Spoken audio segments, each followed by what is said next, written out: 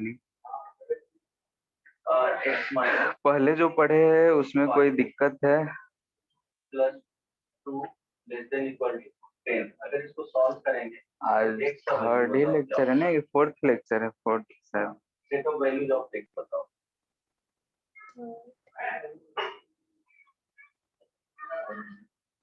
हाँ, set of values of x बताना। ठीक है, तो हम लोग क्वेश्चंस कर रहे थे अभी, तो क्वेश्चंस अभी कुछ टाइप के बचे हुए हैं, तो सही अभी हम लोग करेंगे इसमें, उसके बाद इलेक्ट्रिक फील्ड शुरू करेंगे। ठीक है, तो एचसी वर्मा अगर सॉल्व करे होगे तो उसमें इस तरह के क्वेश्चंस मिले भी होंगे। तो नेक्स्ट देखते हैं हम लोग पेंडुलम।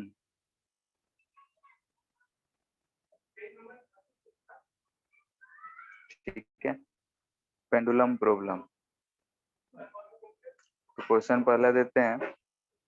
मान लेते हैं कि हमारे पास दो ऐसे मेटल बॉडी जो है किसी स्ट्रिंग से अटैच्ड है। ठीक है, दोनों पे हम चार्ज दे रखे हैं Q और मास है M। ठीक है, तो यहाँ पे एंगल थीटा बन रहा होगा, ये एंगल थीटा बन रहा होगा, ये जो लेंथ है L है, तो ये थीटा बता सकते हो कितना होगा in equilibrium? Find angle theta. इस पे भी चार्ज Q है और मास है। ठीक है, क्वेश्चन है कि हमारे पास दो स्ट्रिंग से अटैच्ड दो बॉल्स हैं यानी कि, और दोनों पे चार्जेस दे रखे हैं। चार्ज है एक पे Q और मास है M। ठीक है, तो दोनों आपस में सेम चार्ज दे रखे हैं, तो रिपल्सन होगा, रिपल्सन होगा तो एक इक्विलिब्रियम कंडीशन आएगा। उस इक्विलिब्रियम कंडीशन में कितना एंगल होगा वो हमें बताना है। निकल जाएगा।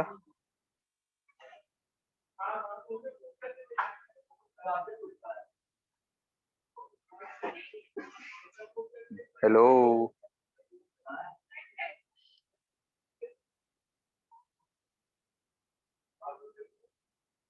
राइट।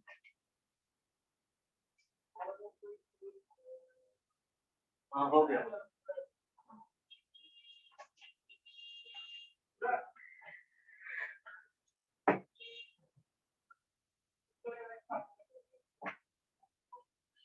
बोलो। हेलो रौनक। कर रहे हैं।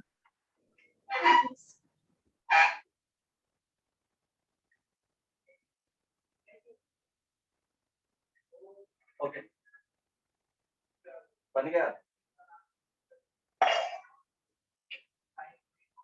Set of values of x बताओ क्या होगा।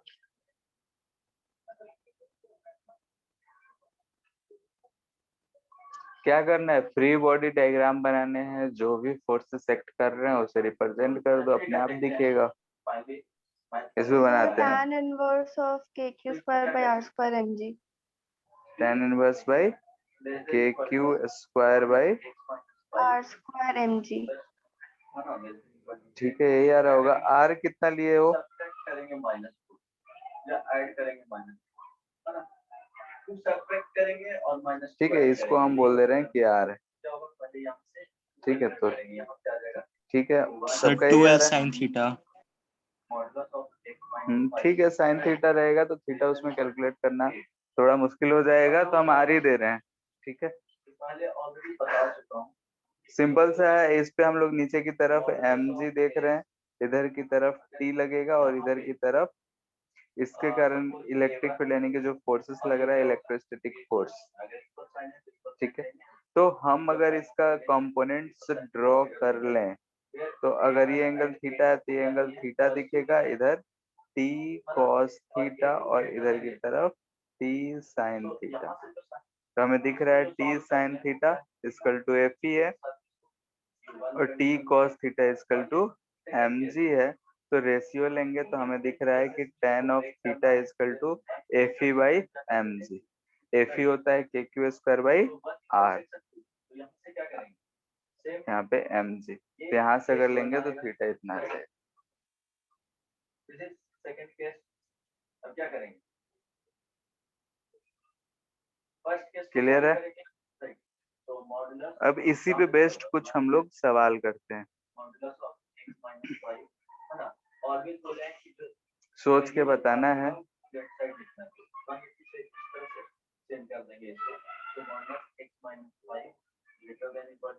ठीक है, ऐसा दोनों पे रखा हुआ है, इसका भी मास m है, इसका भी मास m है, इस पे चार्ज q1 है जो ग्रेटर देन q2 है। अब हम जो चार्ज दे रखे हैं दोनों पे सेम नहीं दिए हैं, तो इन इक्विलिब्रियम कंडीशन ये अगर बोले θ1 है θ2 है, तो θ1 और θ2 में रिलेशन क्या होगा?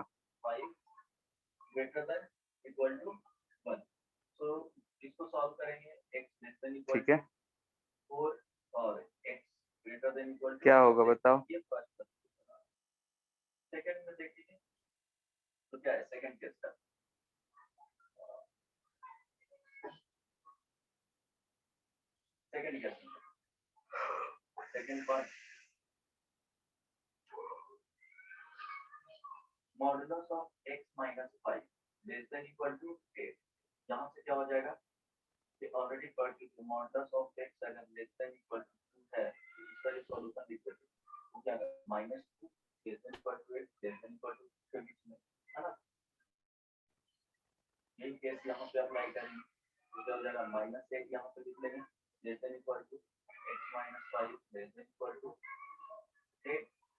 बोलो, इसमें कैलकुलेशन ज्यादा नहीं करना है, ऊपर वाले से रिलेट करके बोल सकते हो।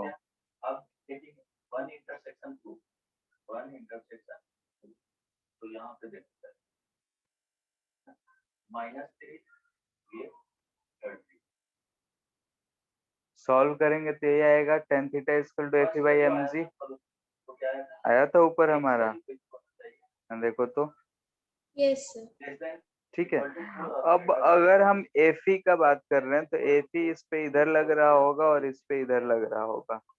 अगर हम इलेक्ट्रोस्टैटिक फोर्स का बात करेंगे तो K Q1 Q2 by are square, दोनों पे ये फोर्स क्या सेम लग रहा होगा? Yes sir. ठीक है, दोनों पे फोर्स F ही सेम, M सेम है, तो दोनों पे ये भी सेम, तो ये हमें कांस्टेंट दिख रहा है दोनों के लिए। तो यहाँ से हम बोल सकते हैं कि जो θ1 होगा वो किसके बराबर होगा? θ2 के बराबर रहा होगा इस केस में। ठीक है, सिंपली देख रहे हैं कि दोनों बॉल्स पे फोर्सेस सेम लग रहे हैं, तो हमें अगर Fe इधर है, mg नीचे लगेगा, तो यहाँ tan थीटा मिल रहा है, तो Fe बाई mg कांस्टेंट मिल रहा है, यानी कि दोनों पे थीटा सेम होगा। अगर हम टेंशन के बारे में पूछे तो हम बोल सकते हैं टेंशन भी दोनों स्ट्रिंग में सेम होगा। क्लियर है? एंगल सेम है तो t cos थीटा दोनों में टेंशन भी सेम रहा हो। किसी को दिक्कत इतना में? यहाँ पे ग्रेविटेशनल पुल नहीं लगता दोनों बॉल के क्रॉस।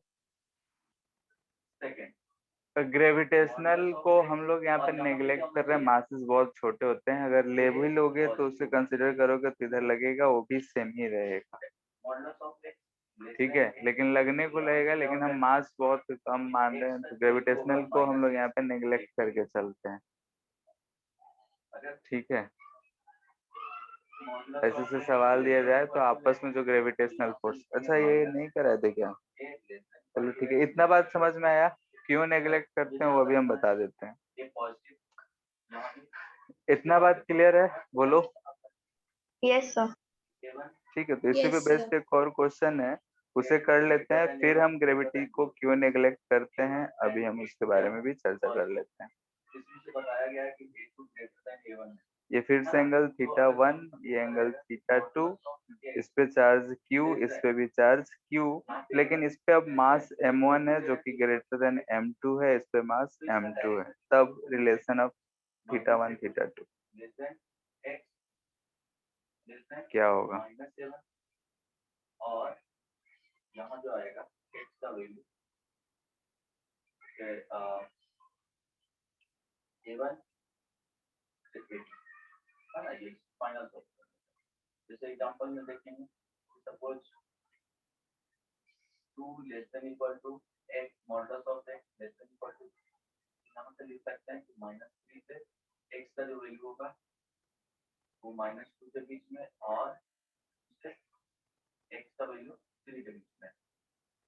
राइट, ये तो बता चुके थे ना। करना क्या है, बहुत सिंपल स्थिति होता है, ये दोनों को इक्वल टू 0 कर देना। क्या आ रहा है इसमें? Sir, tan theta 1 is equal to m2 by m1 into tan theta 2. ये दोनों को 0 कर देना, modulus of x equal to 6, यही है plus minus 3 tan Yes, theta अगर हम लेंगे तो ये आएगा। एफ ये तो सेम रहेगा, दोनों में क्या रहेगा, ये सेम। अब यहाँ m दिख रहा है कि m चेंज हो रहा है, तो हम जानते हैं कि अगर थीटा हमारा 0 से π/2 तक रहे तो इस केस में tan थीटा कैसा होता है, इंक्रीजिंग होता है। यानी कि हम बोल सकते हैं कि 0 से π/2 तक थीटा बढ़ेगा तो tan थीटा बढ़ेगा, यानी कि थीटा और tan थीटा में डायरेक्ट का रिलेशन है। तो यहाँ से हम बोल सकते हैं कि theta is inversely proportional to mass है, बोल सकते हैं tan theta is inversely proportional to mass. पर चूंकि tan थीटा इंक्रीजिंग है 0 से π/2 तक और ये एंगल 0 से π/2 ही हो सकता है, तो हम यहाँ से डायरेक्टली बोल सकते हैं कि theta is inversely proportional to mass m। तो चूंकि मास m1 ज्यादा है तो हम बोल सकते हैं थीटा 2 जो होगा ग्रेटर देन थीटा 1 होगा। किसी को दिक्कत किसी भी बात में तो पूछ लो।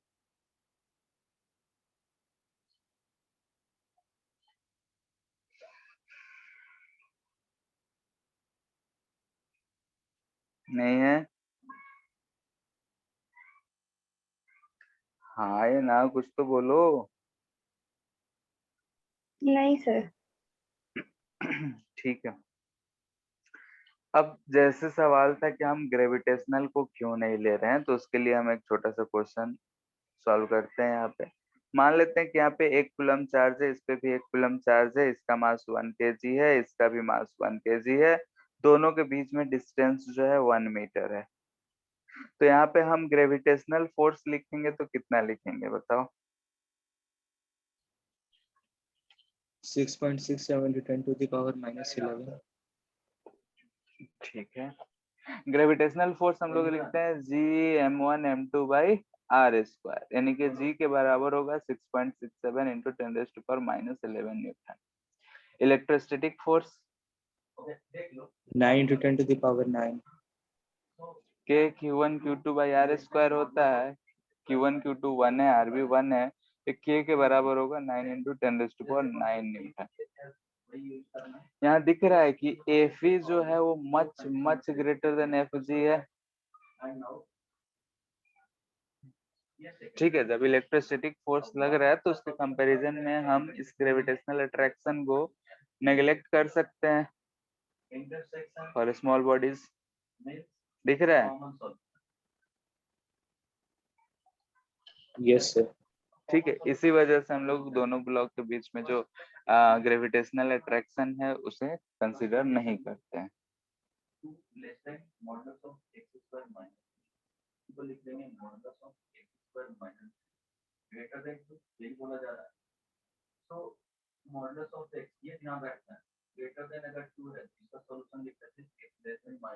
एक ये ऐसा क्वेश्चन है, अगर इक्वल साइन रहेगा तो इक्वल यहाँ पे लेंगे, तो नहीं रहेगा तो इक्वल नहीं लेंगे, है ना?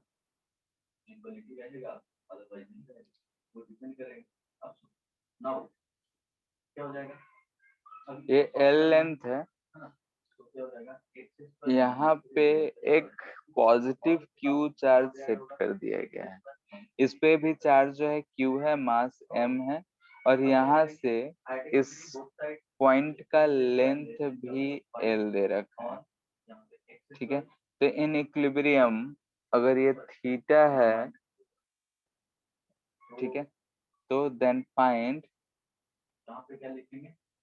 टेंशन इन रो।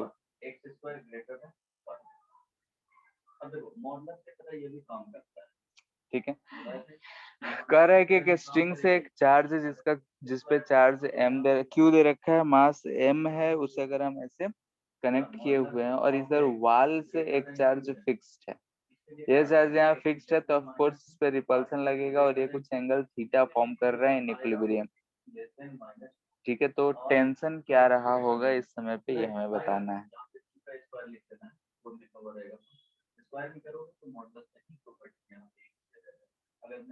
क्या होगा, 1 मिनट के लिए मैं बना रहा हूँ, तो बीच में आ गया कैसे, ये सब बता दीजिए, है ना। तो एक्स स्क्वायर क्या है, यहाँ पे जो है अगर सपोज ग्रेटर देन 2 है या ग्रेटर देन 4 है, राइट, तो यहाँ पे करना है एक्स स्क्वायर माइनस 4 चलेगा ग्रेटर देन 0। नाउ अब इनइक्वालिटी के साथ हम लोग सॉल्व नहीं कर सकते, है ना।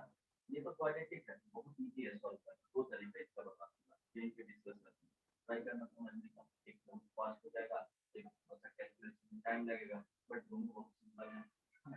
तो इस तरह से रहेगा, ये तो एक क्वाड्रेटिक होगा, इसलिए सिंपल हो जाएगा। क्वाड्रेटिक इक्वेशन इस तरह से है, fx इक्वेशन नहीं, बेसिकली एक्स आ गया, ax square plus bx plus, अगर इसका दो रूट नो है, सर, बना रहा है। ये अल्फा हो गया और ये बीटा हो गया। दैट मींस देखोगे कि y जो वैल्यू है इसका पॉजिटिव वैल्यू जो दे रहा है किसके लिए दे रहा है, तो x का जो वैल्यू होगा ग्रेटर देन बीटा होगा, और यहाँ पे एक ऑर्डर में लिखोगे तो क्या लिखोगे, x का वैल्यू लेस देन अल्फा होगा और x का वैल्यू ग्रेटर देन बीटा होगा। इसके लिए क्या होगा, fx का वैल्यू पॉजिटिव होगा, और इस दोनों के बीच में देख रहे हैं कि ग्राफ बिलो x एक्सिस आ रहा है, दैट मींस x का वैल्यू अगर अल्फा और बीटा होगा इसके लिए नेगेटिव देगा, एट अल्फा बीटा पे इक्वल टू 0 देगा, राइट। तो क्वाड्रेटिक इक्वेशन के केस में हो सकता है कि इसी के केस में इस तरह से चला जाए, तो इसमें x बिलोंग्स टू r के लिए fx जो होगा वो पॉजिटिव होगा। तो ये कंडीशन कब आएगा, जब fx is equal to ax square only quadratic के लिए bx प्लस c का d का वैल्यू क्या होगा, लेस देन 0 एंड a का coefficient of x square positive होगा तब, है ना। सपोज क्वाड्रेटिक इक्वेशन हम लोग को पढ़ाए हैं,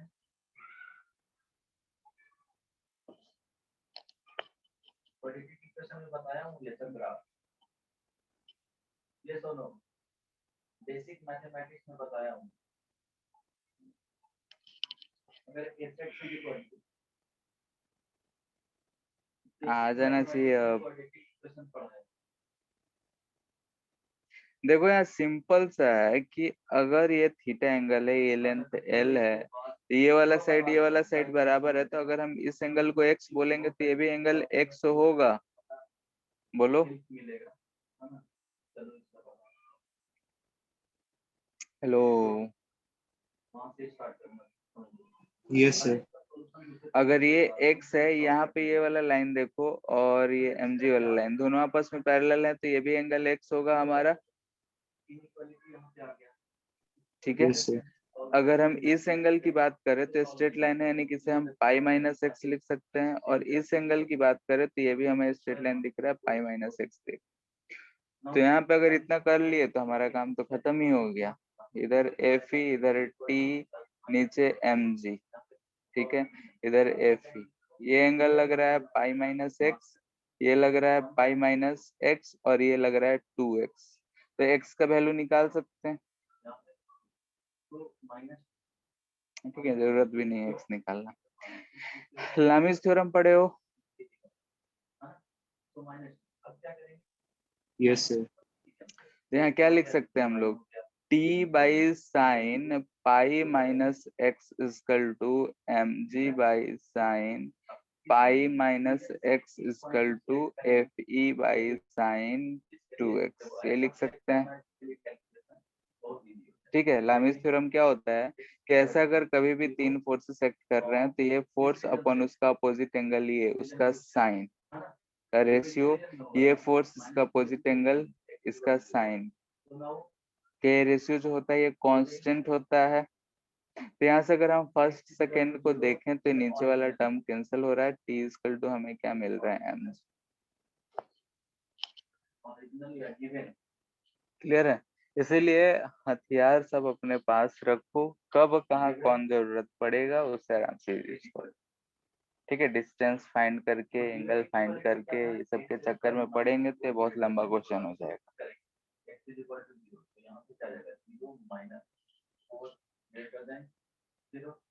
ये बात सबको समझ आया, Yes, sir. ठीक है। अब इस पे बेस्ड बहुत तरह के क्वेश्चंस हमें मिलते हैं, जैसे कि अगर हमें क्वेश्चन ऐसा दे दें कि एक माइनस Q1 चार्ज लेट से हम रखे हैं और इसके अराउंड में ऐसा R रेडियस में एक दूसरा Q2 चार्ज जो है ऐसा मूव कर रहा है, ठीक है। तो कितना वेलोसिटी से मूव कर रहा होगा, कितना टाइम पीरियड होगा, बता सकते हैं?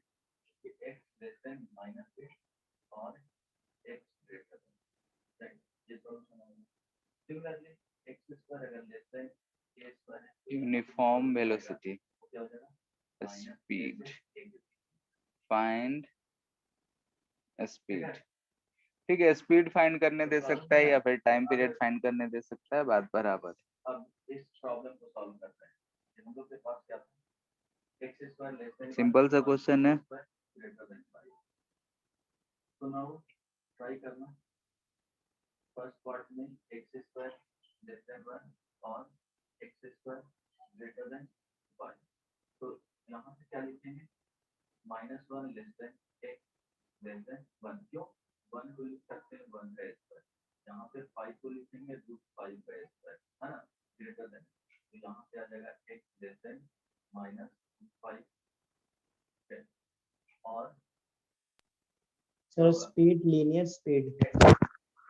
हाँ सर रूट के Q1 Q2 बाई MR। ठीक है। अगर हम मान लेते हैं v से इसका मास m है, तो हम जानते हैं कि कोई भी पार्टिकल जो है सर्कल में घूमता है तो उस पे जो लगता है सेंट्रीपिटल फोर्स और यहाँ पे रिपल्सिव फोर्स, अट्रैक्टिव, दोनों आपस में बराबर होंगे, यानी कि mv² बाई r जो होगा इक्वल टू होगा k Q1 Q2 by r²। ठीक है, सिंपल से ही काम करना था। यहाँ से v हमें मिल जाएगा √k Q1 Q2 by mr। सबका आ गया होगा? Yes, sir. ठीक है। टाइम पीरियड बोलता तो क्या कर लेते, 2πr बाई v, ठीक है, या फिर ओमेगा के टर्म में निकाल सकते थे, m r ओमेगा², वहां से ओमेगा मिलता और 2π बाई ओमेगा टाइम पीरियड होता है। क्लियर है? देखते हैं। अब क्वेश्चंस 1000 तरीके के बन सकते हैं, तो कुछ बुकलेट में दे रखे हैं, एचसी वर्मा में दे रखा है, उसे सॉल्व करो और सब समझ में आएगा। ठीक है, बेसिकली हम लोग देख रहे हैं कि हाँ, एक दो चार्जेस होने से एक फोर्स बढ़ जा रहा है और उस फोर्स की वजह से जो भी इफेक्ट होगा उस पर हम क्वेश्चन बना सकते हैं। यही है। नेक्स्ट देखते हैं हम लोग इलेक्ट्रिक फील्ड, जिसे हम कैपिटल ई से लिखते हैं। ठीक है, इलेक्ट्रिक फील्ड क्या होता है इसे हम पहले समझते हैं कि इसे कहते क्या है। तो जैसे कि एक छोटा सा एग्जांपल ले रहे हैं कि अगर मान लेते हैं कि बोकारो सिटी है, बोकारो में अगर मोदी जी आते हैं तो क्या होगा, बहुत लोग उनको देखने, भाषण सुनने के लिए भीड़ इकट्ठा होगा। ठीक है, शाहरुख खान आ जाए, आलिया भट्ट आ जाए, तो सब कुछ जाएंगे देखने, भाषण सुनने, क्या कर रहे क्या नहीं कर रहे, यानी कि उनके प्रति सबको अट्रैक्शन है, एक अट्रैक्टिव फील्ड उनके आने से क्रिएट हो रहा है, जिससे लोग अट्रैक्ट होके जाते हैं। अगर हम मान लेते हैं मार्केट में कहीं से जंगल से कोई बाघ भाग आया हो, शेर आ गया हो, तो क्या होगा कि उस मार्केट में जो आदमी हो भी बंद कर लेंगे अपने आप को रूम में, या फिर वहां से भाग खड़े होंगे एक लिमिट दूरी तक, जहां तक उनका इफेक्ट कम हो। यानी कि बाघ के आने से हमें दिख रहा है कि एक फियर, डर का फील्ड क्रिएट हो गया है। क्लियर है? ऐसा ही तुम्हारे वह हॉटस्पॉट के केस में भी होता है। जब हम लोग हॉटस्पॉट ऑन करते हैं मोबाइल में वाईफाई चलाने के लिए, तो रीजन में उसके आसपास में सिग्नल मौजूद होता है जिसे हम यूज कर पाते, लेकिन हमें पता नहीं होता है, हम देख नहीं रहे होते हैं जब तक कि हम अपने मोबाइल का वाईफाई ऑन ना करें। ऐसा ही होता है। तो दिख रहा है कि हर केसेस में कहीं एक सोर्स है, उस सोर्स के अबाउट में कुछ फील्ड क्रिएटेड है। जैसे पहला केस में बोले अट्रैक्टिव फील्ड है, सेकंड केस में बोले कि फियर फील्ड है, डर का है, थर्ड केस में हम बोल रहे हैं कि यहाँ पे सिग्नल है जो वेव के फॉर्म में होगा। तो वैसे ही अगर हम यहाँ पे किसी रीजन में कोई चार्ज रखे हैं, इसे हम बोल रहे हैं कि ये सोर्स है, ठीक है।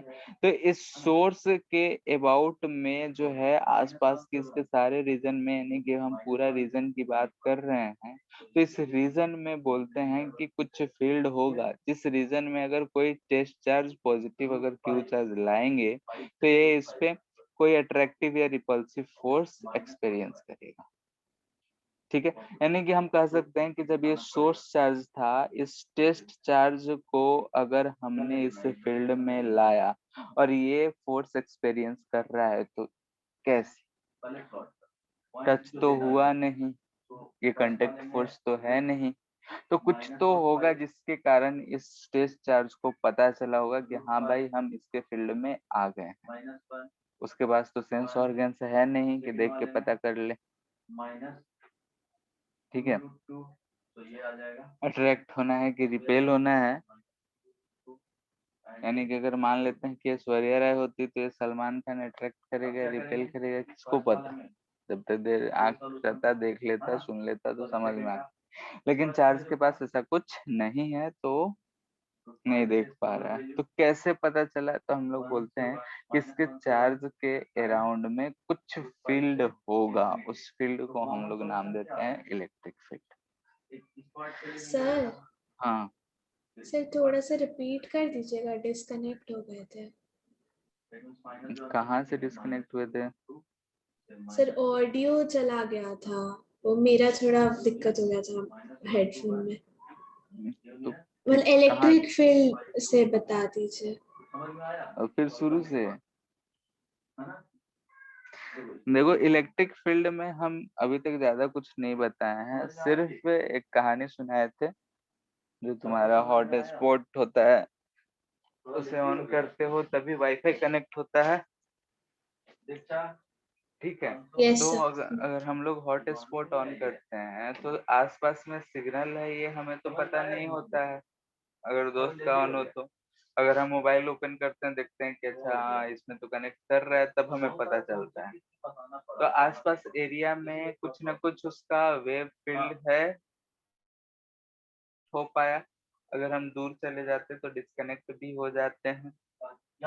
वैसे ही अगर कोई एक चार्ज है जिसे हम बोल रहे हैं सोर्स, जिसके बारे में हम जानना चाहते हैं, उसके पास अगर हम कोई एक छोटा सा चार्ज लेके आते हैं तो उस पे वो फोर्स एक्सपीरियंस करता है। हम लोग तो ये जानते हैं कि अगर लाइक चार्ज रहा तो रिपेल करेगा, अनलाइक चार्ज रहा तो अट्रैक्ट करेगा। अब सवाल ये है कि इस चार्ज को पता कैसे चला कि हमें हमको अब अट्रैक्शन चाहिए या रिपल्सन होना चाहिए। तो हम लोग बोलते हैं कि चार्ज जो है इसके सराउंडिंग में कुछ ऐसा क्रिएट करता है जिसकी वजह से दूसरे चार्ज को पता चल जाए, और उस चीज को हम लोग यहाँ पे क्या नाम देते हैं, इलेक्ट्रिक फील्ड। क्लियर है? Yes sir. ठीक है। तो हम इलेक्ट्रिक फील्ड का डिफाइन अगर करना चाहें तो बोलते हैं कि region around any source charge, any charge in which a test charge can experience attraction, ठीक है, इलेक्ट्रोस्टैटिक लिख देते हैं, स्टैटिक अट्रैक्शन और रिपल्सन,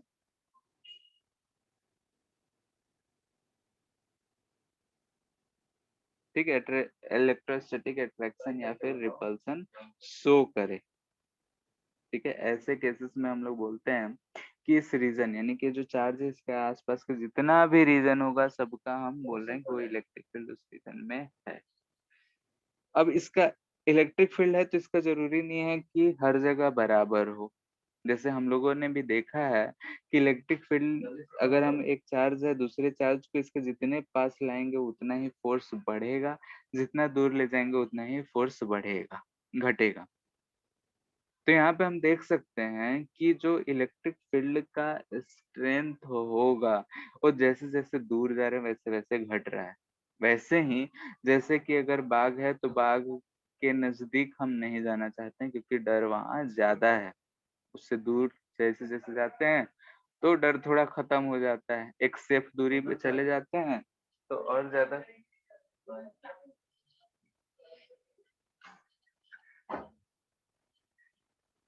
ठीक है, एक और दूरी पे अगर हम लोग जाएंगे तो डर और खत्म हो जाता है, वहां खड़े होके फिर मोबाइल से उसका वीडियो शूटिंग करना शुरू कर देंगे। ऐसा ही होता है ना? देखा बना। Yes sir. ठीक है, घर और में सांप निकल जाता है तो नजदीक में जाते हैं, दूर जाके फिर वीडियो बनाते हैं किधर किधर जा रहा है। ठीक है, नहीं कि जब हम उसके रेंज से बाहर हो जाते हैं तो ऐसा करते हैं। तो वैसे ही यहाँ चार्ज है, जब उसके रेंज में रहेंगे तो एक फोर्स एक्ट करेगा, लेकिन उसके रेंज से अगर हम बाहर चले जाएंगे तो फोर्स धीरे धीरे दिख रहा है कि घट रहा है, तो इसका स्ट्रेंथ होगा। तो स्ट्रेंथ की बात कर रहे हैं।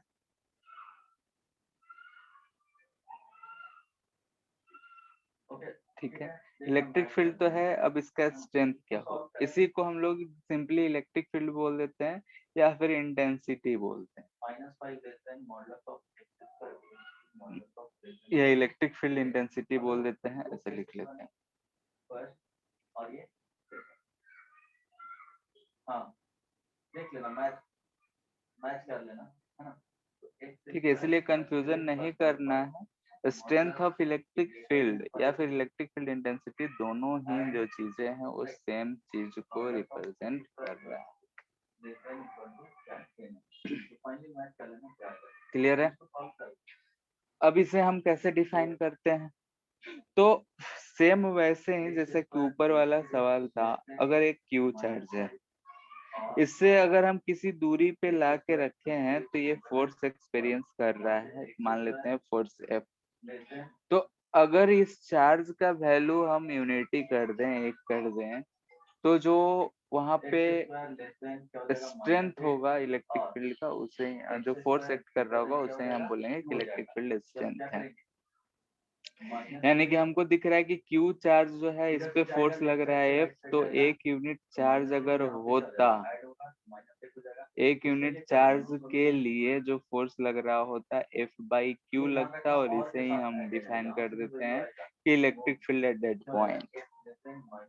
ठीक है, तो डिफिनीशन अगर हम लिखेंगे इस चीज का तो हम लोग ये चीज कहते हैं कि force experienced by by a unit charge in a at a point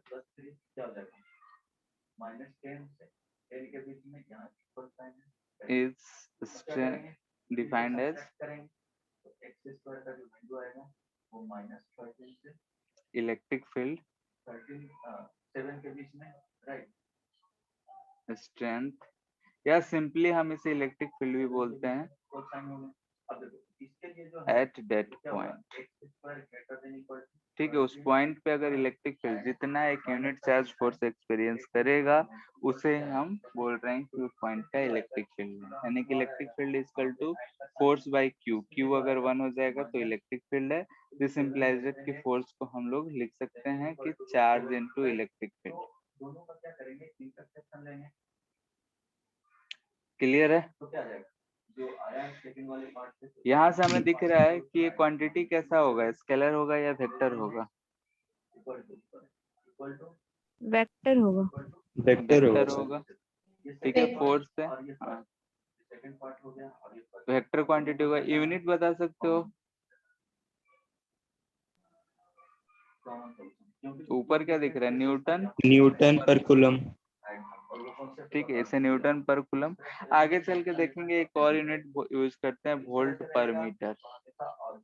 ठीक है, तो ये हम लोग आगे यूज करते हैं, फिलहाल हम लोग न्यूटन पर कूलम या फिर वोल्ट पर मीटर रिलेशन आगे देखने को मिलेगा।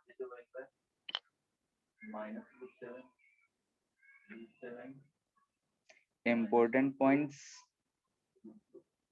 सबसे पहला फोर्स कंजर्वेटिव है तो ये फील्ड भी कैसा होगा, कंजर्वेटिव नेचर का। माइनस रूट टू से स्मॉलर वैल्यू है, रूट टू से ग्रेटर वैल्यू है। सेकंड में जो आ रहा है वो इक्वल साइन है यहाँ, है ना? तो सॉलिड सर्कल सेकंड अब common solution sir conservative field मतलब क्या होगा? जैसे कंजर्वेटिव फील्ड करने का मतलब वही हुआ कि इस फील्ड में अगर किसी चीज पे फोर्स लग रहा है तो कंजर्वेटिव होगा, और क्या।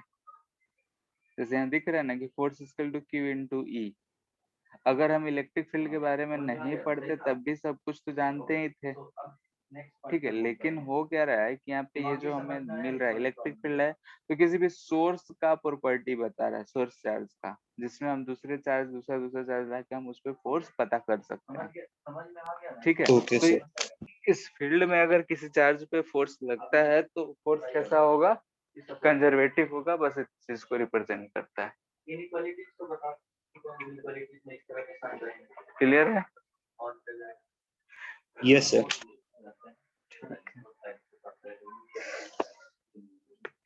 सेकेंड, अगर हम मान लेते हैं कि ये कोई रीजन का है, रीजन की बात कर रहे हैं, इस रीजन में अगर इलेक्ट्रिक फील्ड इस डायरेक्शन में है, ठीक है, ये इलेक्ट्रिक फील्ड है। अगर यहाँ पे हम कोई एक पॉजिटिव चार्ज रखे हैं तो इस चार्ज पे फोर्स किधर लगेगा?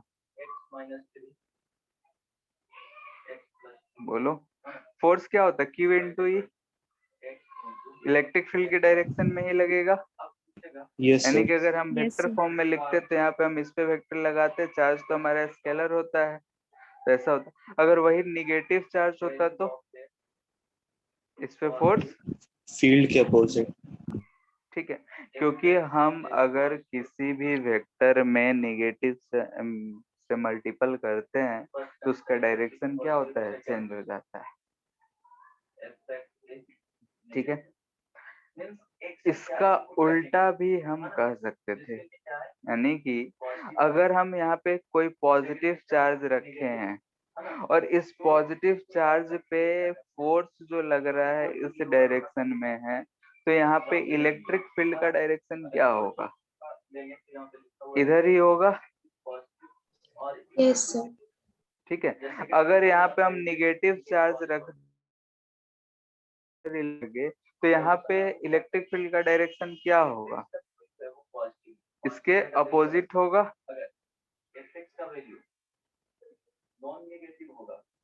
बात समझ आ रहा है? यानी कि किसी पॉइंट पे अगर हम देख रहे हैं कि पॉजिटिव चार्ज जिधर फोर्स एक्सपीरियंस कर रहा है उसी डायरेक्शन में इलेक्ट्रिक फील्ड भी लग रहा है, और जिस डायरेक्शन में निगेटिव चार्ज फोर्स एक्सपीरियंस कर रहा है उसके अपोजिट डायरेक्शन में इलेक्ट्रिक फील्ड है। ये बात क्लियर है? तो यहाँ से हम बोल सकते हैं positive charge experience force in direction of electric field while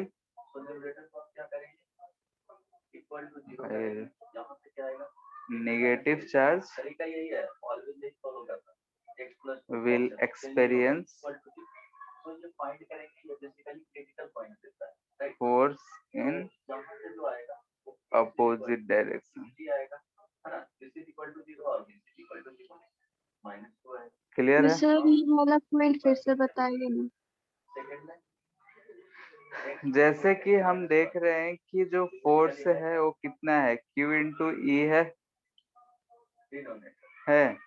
Q क्या है यहाँ पे? स्केलर इलेक्ट्रिक फील्ड जो है vector quantity, force vector quantity. अगर किसी भी वेक्टर में पॉजिटिव से अगर हम मल्टीपल करते हैं तो क्या होता है? मैग्नीट्यूड चेंज होता है लेकिन डायरेक्शन सेम रहता है। हाँ। तो वैसे ही अगर पॉजिटिव चार्ज जिधर फोर्स एक्सपीरियंस करेगा उधर ही इलेक्ट्रिक फील्ड होगा, या समझ फिर गए सर, समझ गए। ठीक है, अगर वही चार्ज को हम निगेटिव रखेंगे तो डायरेक्शन चेंज हो जाता है किसी भी हाँ वेक्टर समझ। में नेगेटिव से, तो इसीलिए ये चीज क्लियर है? थर्ड, it also follows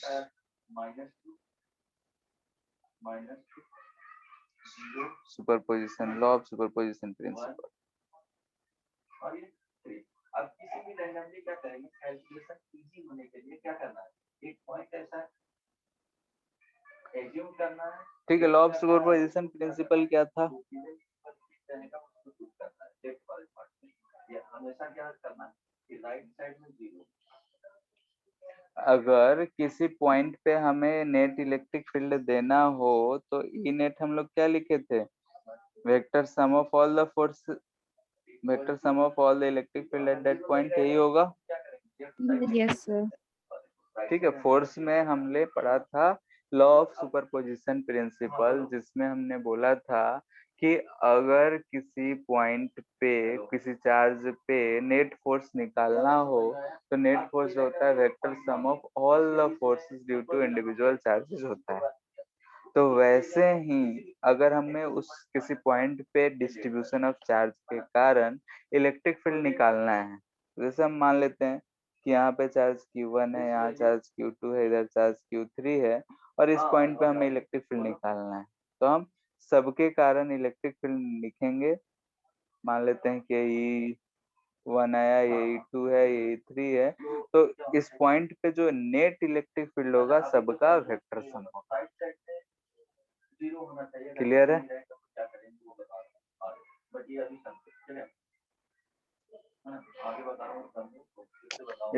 इतना बात में किसी को दिक्कत?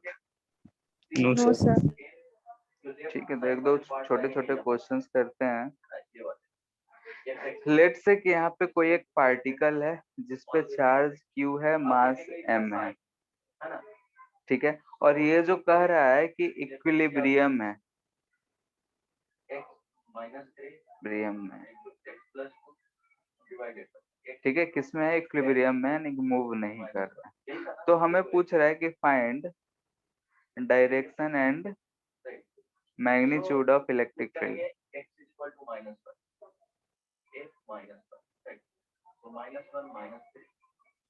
ठीक है, मास दे रखा है, यानी ग्रेविटी को कंसीडर करना है डाउनवर्ड। इसका जो वैल्यू होगा ये देखो, ये नेगेटिव पॉजिटिव ओवरऑल मल्टीप्लाई होकर के ऊपर में नेगेटिव दे देगा, नीचे में नेगेटिव नेगेटिव, ये पॉजिटिव ओवरऑल जो वैल्यू देगा वो क्या दे देगा, बोलो, नेगेटिव देगा। तो इट मींस जो आउटपुट है वो उसके लिए नेगेटिव आ गया। इसके जस्ट एडजस्टमेंट के लिए क्या करना है, वो बेबी कर्व में पता है, पॉजिटिव नेगेटिव पॉजिटिव, यहाँ पे क्या जाएगा, पॉजिटिव आ गया। ओके, इट मींस क्या हुआ कि हम लोग एक का साइन चेक करना है। सर E का वैल्यू तो mg के बराबर होगा ना, और mg by q E का वैल्यू mg by q ना आएगा, क्या फेल होगा वो भी बता दो, क्या होगा यहाँ पे समटाइम्स फेल होगा, डायरेक्शन किधर हो जाएगा, अपवर्ड। इस तरह से मार्क करना है। अगर सारे सिंपल सा है, देखो इस पे जो फोर्स लग रहा होगा किधर लग रहा होगा, नीचे, क्या, mg। अब इसको बैलेंस करने के लिए इलेक्ट्रोस्टैटिक फोर्स किधर लगना चाहिए, ऊपर, जिसे हम क्या लिख सकते हैं, q इंटू ई। अगर q पॉजिटिव है तो ऊपर ही होता, अगर q निगेटिव कर देते तो, ठीक है, तो इलेक्ट्रिक फील्ड का डायरेक्शन डाउनवर्ड होता। यहाँ पे अगर इक्विलिब्रियम है तो हमें यहाँ पे E दिख रहा है कि जो होगा mg बाई q होगा, और ये अपवर्ड हमें दिख रहा है, ठीक है। अगर हम चार्ज यहाँ निगेटिव दिए होते तो ये इलेक्ट्रिक फील्ड का डायरेक्शन क्या हो जाता, डाउनवर्ड। Yes sir.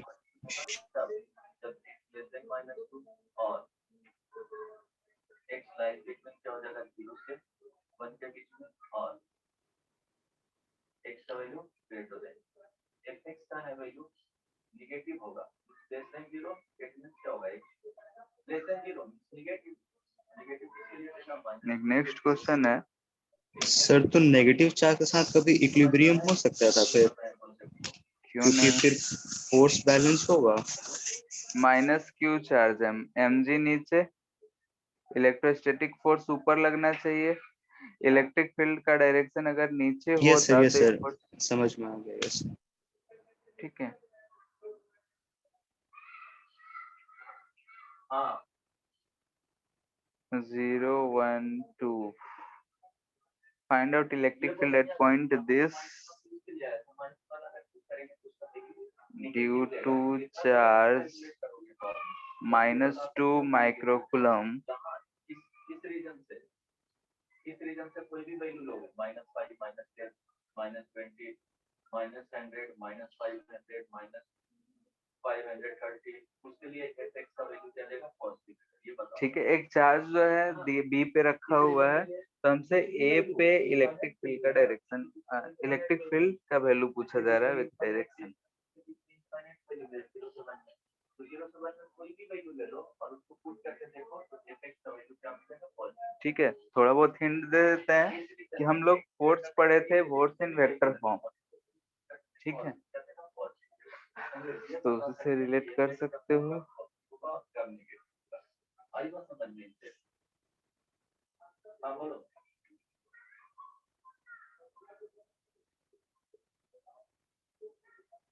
अच्छा, वो डिपेंड करता है अगर सर, मैग्नीट्यूड का वैल्यू तो 18 × 10⁻³ 3/√5 होगा। वो ब्रैकेट यूज करता हूँ, जैसे इसको लिखेंगे तो क्या हो जाएगा? -∞ से -2, है ना?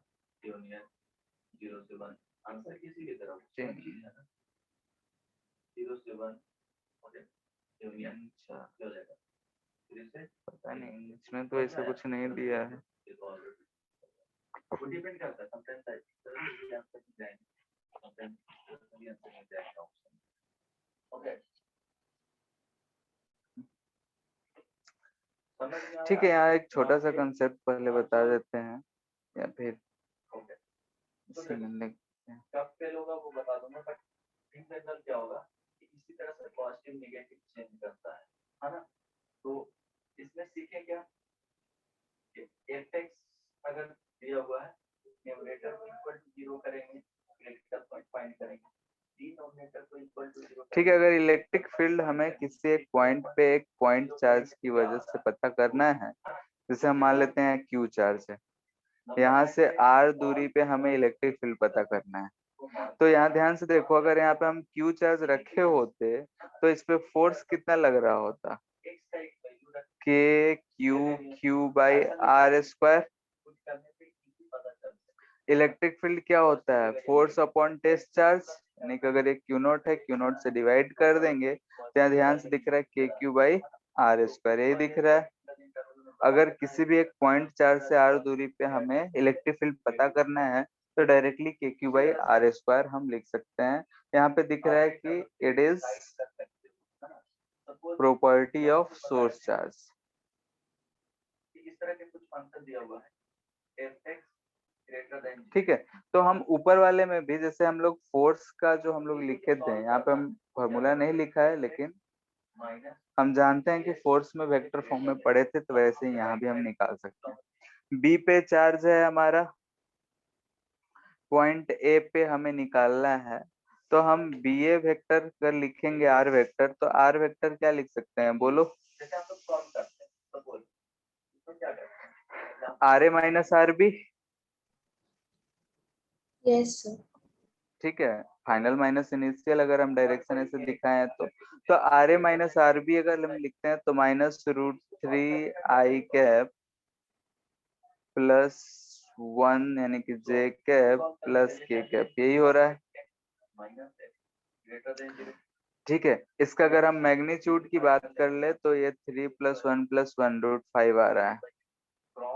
तो अगर हम इलेक्ट्रिक फील्ड एट ए लिखना चाहेंगे तो क्या लिखेंगे? मैग्नीट्यूड यानी कि kq/r² यानी कि √5 का स्क्वायर 5 आ जाएगा, और यहाँ पे हम लोग लिखेंगे r कैप, ये लिखेंगे, इसके बारे में पता नहीं है।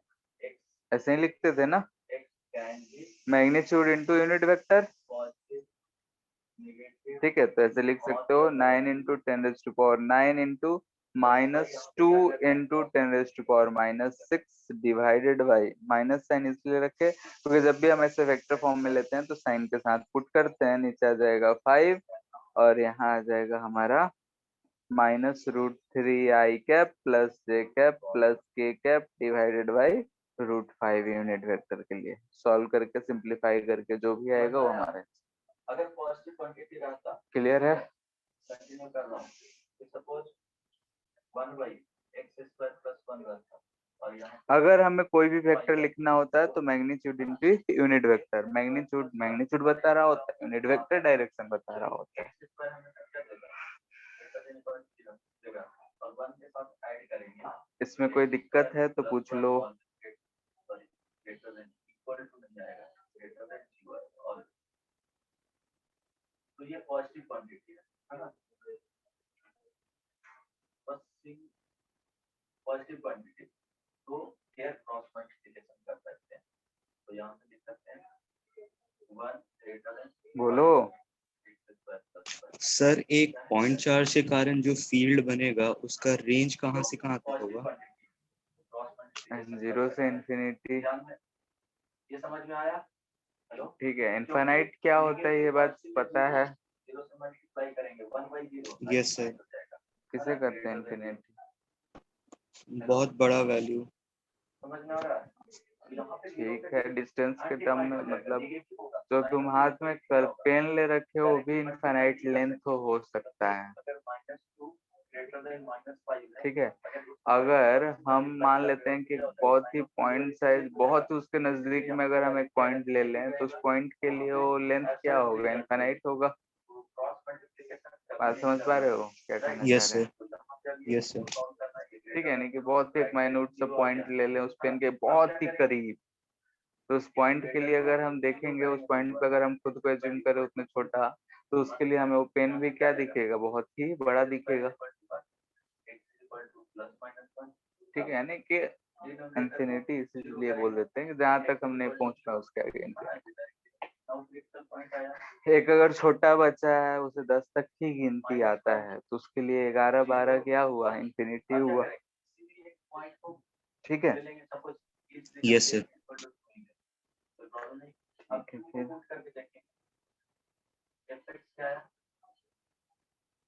क्वेश्चन करते हैं। 1/x² ऐसा दे रखा है, ये y एक्सिस हो गया, इधर x एक्सिस हो गया, यहाँ पे -2 माइक्रोकूलम चार्ज है, हम लोग को रिक्वायर्ड क्या था, यहाँ पे +2 माइक्रोकूलम चार्ज है। ये कोऑर्डिनेट -√2,0 है, ये कोऑर्डिनेट +√2,0 है।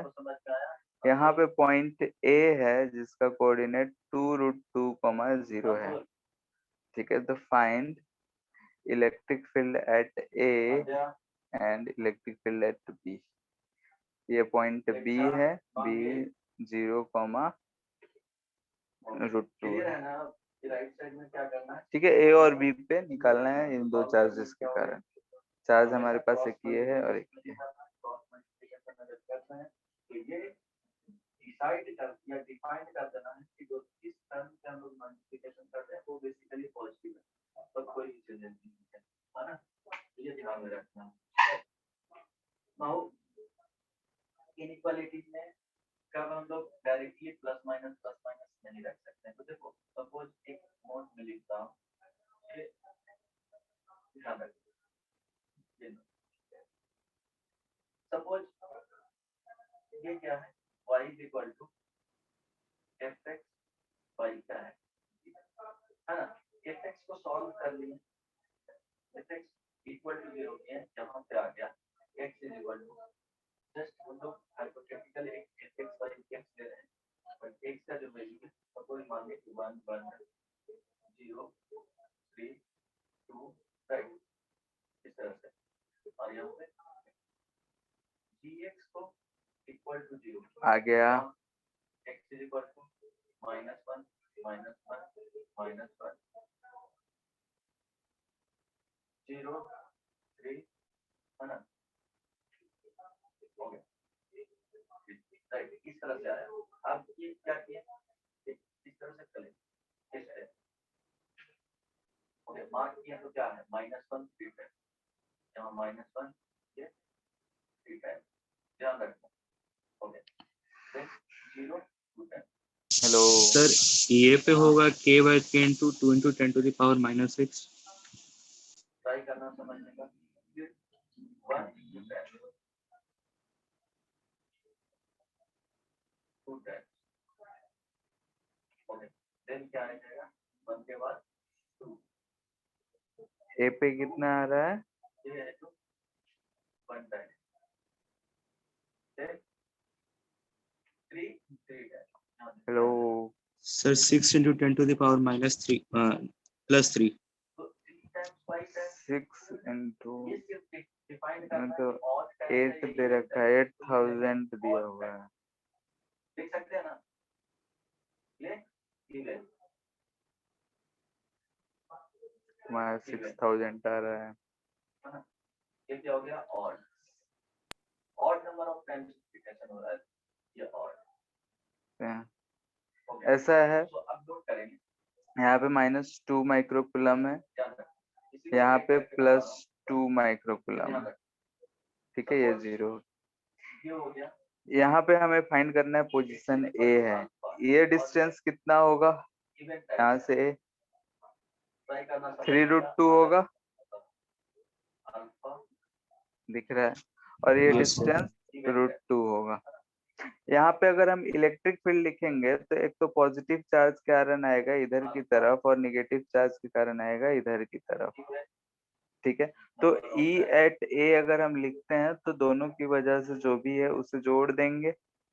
हमको दिख रहा है कि दोनों अपोजिट डायरेक्शन में है, वेक्टर है, तो सब्ट्रैक्ट होगा, तो यहाँ से हम लिख रहे हैं K into 2 microcoulomb divided by R² यानी कि √2 का स्क्वायर, ये पॉजिटिव में और ये माइनस में, क्योंकि माइनस चार्ज है, अट्रैक्ट कर रहा होगा, तो K into √2 microcoulomb divided by 3√2 का होल स्क्वायर, एक वैल्यू, ठीक है। इसके बाद बस पकड़ के सॉल्व कर देना है, तो हमें ऊपर इसमें पुट किए, ऊपर तो 9 into 10⁻⁹ 9 into 2 into 10⁻⁻6 कॉमन दिख रहा है, यहाँ पे 1/2 - 1/18 आ जा रहा है, वाई जी के है ना, ये दे रहा है, यही आ रहा है, अगर ये निगेटिव देगा तो साइन, Yes. ठीक है। तो यहाँ पे हम देख रहे हैं कि 9 into 2 18 into 10⁻3, इसे हम सॉल्व करेंगे तो 16/2 into 18 दिख रहा है, 18 से 18 गया, 2 से 8 हो जाएगा, ये हमें दिख रहा है 8000 न्यूटन पर कूलम। डायरेक्शन की बात करें पॉजिटिव आ रहा है तो ये आई डायरेक्शन में रहेगा, आपका किसी को दिक्कत है इसमें? नंबर ऑफ टाइम, तो जस्ट एक एग्जांपल से जो समझा रहे थे, इवन नंबर ऑफ, अगर पॉजिटिव होगा तो पॉजिटिव, अगर यहाँ पर पॉजिटिव हो गया तो इसलिए पॉजिटिव, कहाँ गलती किए थे? केस 2 में सर उधर 3 का स्क्वायर छूट गया था कॉमन लेने के बाद। अल्फा 3 to the 6 ले लिए थे, 3 टाइम्स और 5 2 टाइम्स 4 और 1 टाइम्स और 7 टाइम्स। एट बी के लिए अगर हम देखते हैं तो बी पोजीशन के लिए अगर हम देखें तो ऐसा चीज दे रखा है, यहाँ -√2 कूलम है माइक्रोकुलम और इधर प्लस 2 माइक्रोकुलम, यहाँ पे हमारा पॉइंट है, ठीक है। तो इस पॉइंट पे अगर लिखेंगे तो इसकी वजह से देखेंगे तो इधर की तरफ इलेक्ट्रिक फील्ड आएगा और इस चार्ज की वजह से देखेंगे तो पॉजिटिव है तो इधर की तरफ इलेक्ट्रिक फील्ड आएगा। ये डिस्टेंस √2 है, ये डिस्टेंस भी √2 है और ये डिस्टेंस भी √2 है, तो हमें दिख रहा है कि ये दोनों एंगल कितने होंगे 45 डिग्री, ये भी 45 डिग्री। और E का वैल्यू अगर हम लिखेंगे तो KQ/R², तो यहाँ Q दोनों का मैग्नीट्यूड सेम है और ये डिस्टेंस अगर हम R देखें तो ये भी सेम है, यानी कि दोनों इलेक्ट्रिक फील्ड भी सेम है। तो E नेट जो हो जाएगा हम डायरेक्टली लिख ले रहे हैं √2 इंटू E होगा, जिसे हम लिख सकते हैं कितना, √2 इंटू E का value K into 2 micro by R। R कितना हो जाएगा, 2 हो जाएगा, क्योंकि हमें ऐसा एक ट्रायंगल दिख रहा है, ये √2 है, ये √2 है, तो स्क्वायर करेंगे 4 तो ये हमें 2 मिलेगा। तो ये हमें दिख रहा है कि √2 इंटू 10⁻9 भी बचेगा ना, 9 इंटू 10⁻9, यहाँ पे 2 2 कैंसिल हो जाएगा, -6 बच रहा है, 9√2। सर 2 का स्क्वायर भी होगा नीचे। अच्छा हाँ ठीक है, स्क्वायर तो ये कट गया, तो बाई √2 इंटू 10⁻3। ठीक है, डायरेक्शन दिख रहा है कि हमें इस डायरेक्शन में दिख रहा है, तो हम यहाँ पे लिख देंगे -I डायरेक्शन, क्योंकि वर्टिकल वाला एक दूसरे को कैंसिल करता हुआ दिख रहा है। एज्यूम कर लिया, इसको लेट कर लिया, है ना, नेगेटिव आ रहा, अगर पॉजिटिव आएगा, सपोज पॉजिटिव आएगा तो इसके अकॉर्डिंग किसी को दिक्कत, है ना, ये ध्यान रखना। No sir. सपोज इसका साइन देख रहे हैं, x इक्वल टू k पे, सपोज ये पॉजिटिव आ गया, पॉजिटिव आ गया, तो यहाँ पे क्या हो जाएगा, ऐसे चार्जेस हर कॉर्नर पे रखे हुए हैं, हेक्सागोन है, रेगुलर हेक्सागोन। इसके सेंटर पे एक चार्ज Q रखा हुआ है, कैपिटल Q, इस पे फोर्स कितना होगा, 0। ठीक है। अगर ये चार्ज Q नहीं रहता तो हम बोल सकते हैं कि इलेक्ट्रिक फील्ड है, तो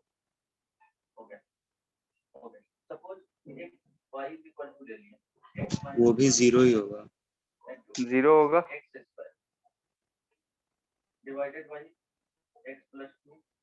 ठीक है, क्योंकि एक दूसरे का सब कैंसिल आउट कर देंगे, इसका इफेक्ट इसके कारण, इसका इफेक्ट इसके कारण और इसका इफेक्ट इसके कारण कैंसिल आउट हो जाएगा। ठीक है, एक रिंग है, इस पे चार्ज Q है, ये पॉइंट O है, रेडियस R है, इलेक्ट्रिक फील्ड एट O क्या होगा, 0। 0 होगा। ऐसे एक क्वेश्चन किए थे, फोर्स फाइंड किए थे, 0 आ रहा था, तो इलेक्ट्रिक फील्ड भी क्या होगा, 0 होगा, क्योंकि दिख रहा है कि यहाँ का एंड यहाँ का एंड दोनों आपस में कैंसिल आउट कर रहे हैं।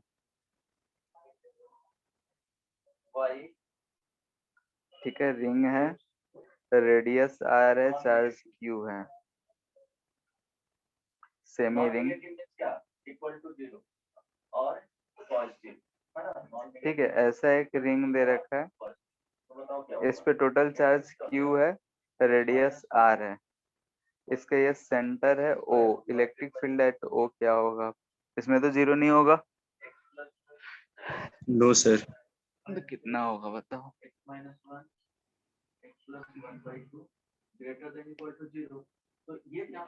लेमडा के टर्म में ले लो, लेमडा, लेमडा क्या है ये पता है,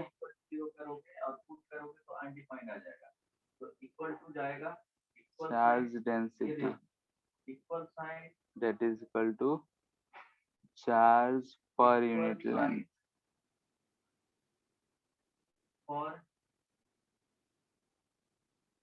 where numerator is equal to 0, taken in answer only. Denominator वाले पॉइंट को क्रिटिकल पॉइंट को कंसीडर करना ही नहीं है, तो क्या हो जाएगा, अनडिफाइंड जाएगा, है ना। तो बताओ क्या होगा sir 2k lambda by r। ठीक है, तो कैंसिल आउट नहीं करना है, ये देखो x -1 फोर्स हम लोग यहाँ निकाले थे, क्या याद है, x -1 है, तो ऐसा नहीं करना, इसको और इसको कैंसिल आउट करके x -1 ये सब नहीं है ना। हम क्या करेंगे, यहाँ से जाएंगे, थीटा एंगल पे एक d थीटा एलिमेंट ले लेंगे, ये जो हमारा लेंथ मिलेगा ये कितना मिलेगा, r d थीटा, इसका अगर चार्ज dq की बात कर रहे हैं तो हम ले सकते हैं lambda into r d theta. ठीक है, तो इस पे हमें इलेक्ट्रिक फील्ड d जो मिलेगा उस डी का वैल्यू अगर हम लिखना चाहें तो क्या लिख सकते हैं, के डी क्यू यानी कि lambda r d theta by are square, यानी कि k lambda by r into d theta. इसके दो कंपोनेंट्स होंगे, एक तो इधर की तरफ डीई एक्स और इधर की तरफ डीई वाई। यहाँ पे क्लियरली दिख रहा है कि एक्स वाला कंपोनेंट वो तो हमें 0 हो जाएगा,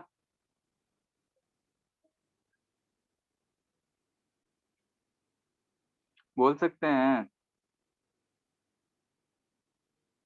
बोलो। Yes sir.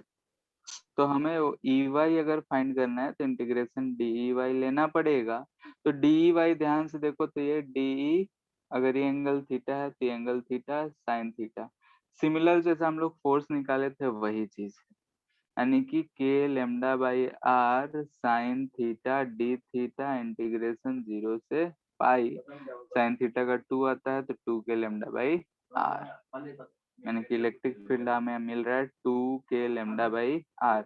अगर कोऑर्डिनेट्स दे तो ये नीचे की तरफ जा रहा है अगर लेमडा पॉजिटिव है तो, और ऊपर आई ऊपर z डायरेक्शन में होता अगर लेमडा नेगेटिव है तो।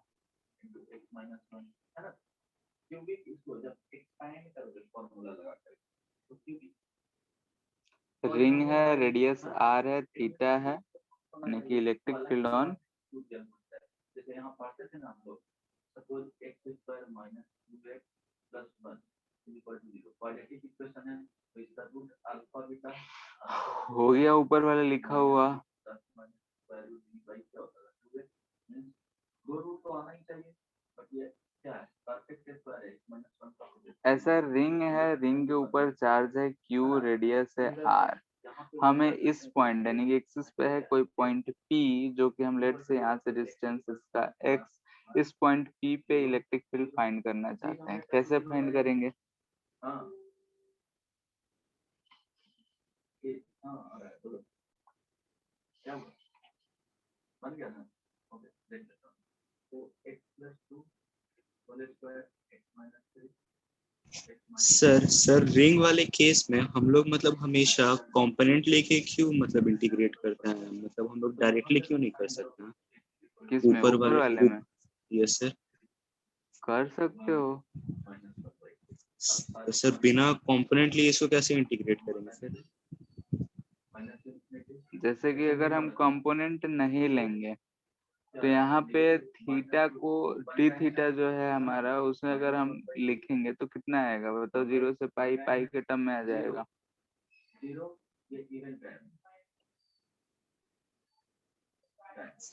Yes sir. फिर जो क्योंकि दोनों डायरेक्शन में ना, एक्स में भी उसका, यहाँ पे अगर हम लिए हैं तो कुछ एक्स डायरेक्शन में है कुछ वाई डायरेक्शन में है। ठीक है, अब इंटीग्रेट करेंगे तो हमें डायरेक्शन तो कंसिडर करना पड़ेगा। क्या कहते हैं, वेक्टर क्वांटिटी है। अगर हम डायरेक्टली इंटीग्रेट कर रहे हैं इसका मतलब ये हुआ कि हम सिर्फ मैग्नीट्यूड इंटीग्रेट कर रहे हैं, डायरेक्शन को कंसीडर नहीं कर रहे हैं। तो चूंकि स्केलर वेक्टर है और इंटीग्रेशन हमें सम बताता है तो डायरेक्टली करेंगे तो गलत हो जाएगा। क्लियर है? कभी भी अगर वेक्टर दो डायरेक्शन में आता हो तो उसे हम लोग एक ही डायरेक्शन में करके इंटीग्रेट करेंगे। वो इसलिए क्योंकि हम जानते हैं कि इंटीग्रेशन सम बताता है, और अगर हम सिर्फ मैग्नीट्यूड इंटीग्रेट करेंगे तो गलत हो जाएगा क्योंकि हम डायरेक्शन को कंसीडर फिर नहीं करते। क्लियर है? Okay sir. वेक्टर है इसलिए।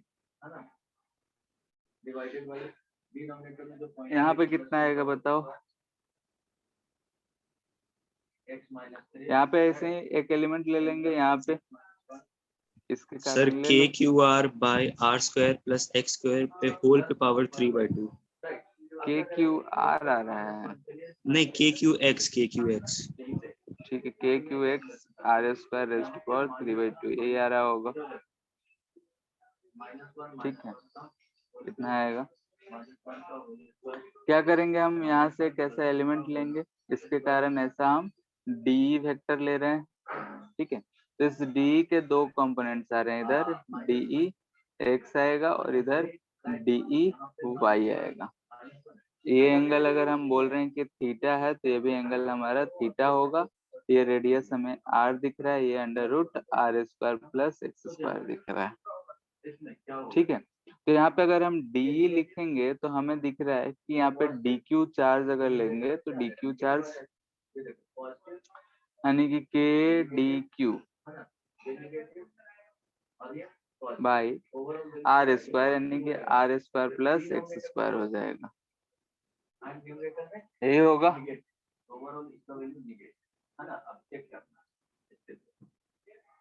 ये होगा, बोलो। अब Yes, यहाँ sir. पे अगर हम x और y की डायरेक्शन की बात कर रहे हैं तो हम यहाँ पे बोल सकते हैं कि ई वाई जो होगा वो 0 होगा ड्यू टू सिमेट्री। चाहो तो इंटीग्रेट कर सकते हो, लेकिन हम यहाँ पे डायरेक्टली लिख रहे हैं, कोई दिक्कत? क्योंकि हम जानते हैं कि यहाँ पे एक वैसा ही पॉइंट ले लेंगे तो उसके कारण जो इलेक्ट्रिक फील्ड होगा वो वर्टिकल डायरेक्शन में कैंसल आउट हो जाएगा। होगा। Yes, sir. और डी एक्स अगर लिख रहे हैं तो यहाँ ध्यान से देखो तो डी एक्स जो हमें आ रहा है वो डी कॉस थीटा है, कॉस ऑफ थीटा है। क्योंकि ये भी थीटा है तो इधर अगर लिखेंगे तो ये डी कॉस ऑफ थीटा है। ठीक है, तो यहाँ से हम लिख सकते हैं k by are square plus x square cos theta d q. ठीक है, अब यहाँ ध्यान से देखो cos थीटा इस फिगर से कितना लिख सकते हो, x by under root r square plus x square base upon hypotenuse. तो हम यहाँ लिख सकते हैं कि x by are square plus x square raise to power 3/2 into d q integration. Since cos of theta हमें फिगर से दिख रहा है बेस अपॉन हाइपोटेनियस इतना आ रहा है। ठीक है, तो यहाँ से अगर हम देख लें तो ई एक्स जो हमें दिख रहा है वो कितना दिख रहा है, ये चार्ज 0 से क्यू तक होगा तो k q x by are square plus x square raise to power 3/2 यही होगा। Yes, sir. ठीक है, find x where electric field is maximum.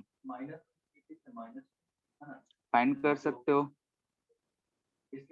Distance जहां पे इलेक्ट्रिक फील्ड मैक्सिमम हो। कैसे फाइंड करेंगे? डिफरेंशिएट करके 0 से इक्वेट कर देंगे। D by d x is equal to d by d x क्या कर लेना है, 0 करो।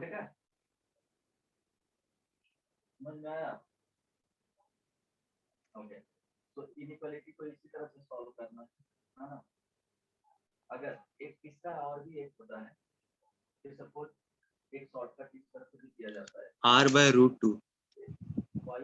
ठीक है, x minus 1 you will cube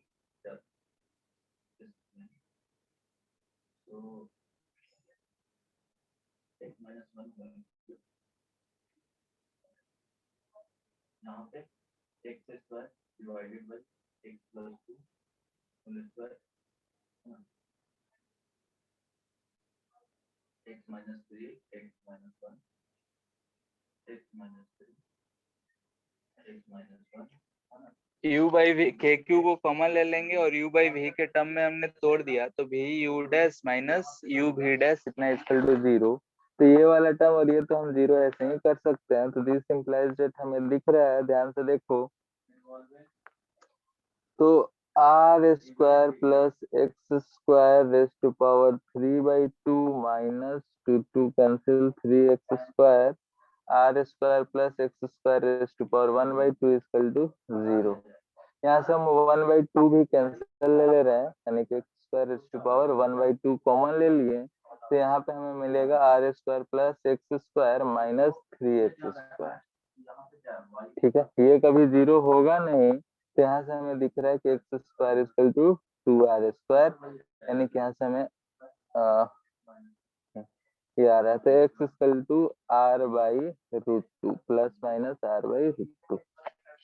calculation इतना डिफरेंशिएट करके पुट करने आता होगा, इसमें तो किसी को दिक्कत नहीं।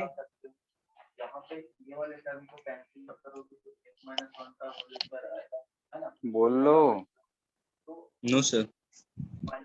ठीक है, ई मैक्सिमम अगर हम इस केस में फाइंड करें तो x की जगह r by root two put करेंगे तो कितना आ जाएगा?